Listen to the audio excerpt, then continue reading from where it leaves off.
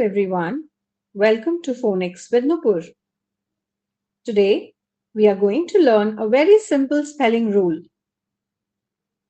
Sometimes the k sound is written with letter C and sometimes with letter K.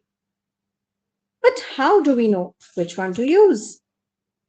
For example, cat and kit both have the beginning sound as k, but one starts with C and the other with K.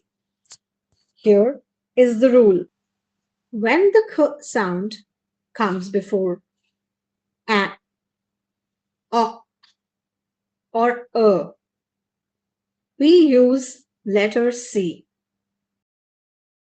Some examples could be cup, cup, cat. All have the short vowels o, or a right after the k sound. Therefore, they will begin with letter C.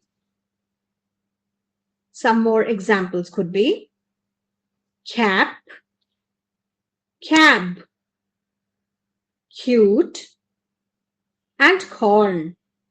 Letter K goes with short vowels I and eh. So if in the beginning of the word there is a k sound and right after that is a short vowel I or eh, then we are going to write letter K. Examples could be kit, kennel, king, kitten,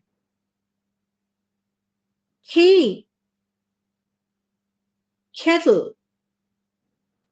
They all have the k as the beginning sound, and right after the k sound are short vowels I or eh. Therefore, these words will begin with letter K. If there is a k sound in the beginning of a word, we will use letter C if there are short vowels a, o, or right after the k sound. Whereas, if there are short vowels I and eh right after the k sound, we will use letter K. I hope the spelling rule was helpful for you.